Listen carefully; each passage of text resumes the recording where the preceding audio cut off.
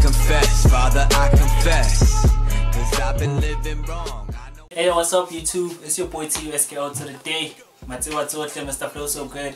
You guys already know, man. Back with y'all with another daily discussion. And yeah, but for today I'm actually asking, an interesting question.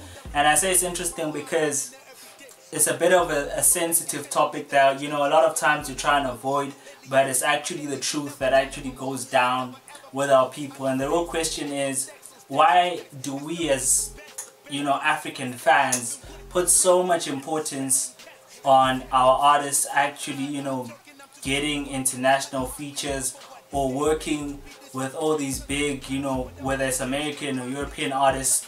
Why do we act like, that is so important for our artists to have, right? I mean, if you look, for example, it doesn't matter if you look in the past, like at an AKA, for example, there was a period where, his rival, when Casper Vest was getting features with your Talibs and, rumored to have one with Ace Hood and so on and so forth. And it more or less in our heads started to seem like, AKA is falling behind, because he was saying, my emphasis is just working with African artists. If I can get as many features as I can from Africa, I'm good. And the real question that I ask myself is, why do we put so much emphasis on these things? And even now, if you look at it, Questa got a feature with Wale, and look at how quickly that song ran to 1 million views, man. Of course, there's also the element of, is Wale's fan base mixed with Questa's fan base, so they're all listening to the song, so obviously it's gonna run quicker. But I think that song might even be the first single to hit 1 million views just as a song in South Africa, not as a music video. So it's really one of those situations where you realize that there's an element of, when somebody gets a feature with an artist that is from outside the continent, we act like we put a lot more emphasis or importance on it. And so for me, I'd really like to know from you guys, and I want us to get a conversation going in the comment section, because I really want to know that why do we do this, and obviously my thoughts are simply that I think as Africans we're still colonized. By the way, I also do this. It's not like I'm just saying that it's people that do it. I also have done it, we put emphasis on the fact that, so-and-so was on Sway and so-and-so hasn't been on Sway. We act like they have to be on Sway. I'm not knocking Sway, there's nothing wrong with that, but I'm just saying that we put a lot of emphasis on that, and it doesn't seem like they do the same. If I, land in the States, not like they're going to put emphasis on the fact, Tusco D was here. If a Slicker lands there, it's not like they're going to put an emphasis in Europe that Slick was here and so on, but we put emphasis on that. And I'm thinking that maybe it's better that rather than do that, why don't we make sure that we build up our own, around Africa to such a level that if they want to sell or do well in Africa,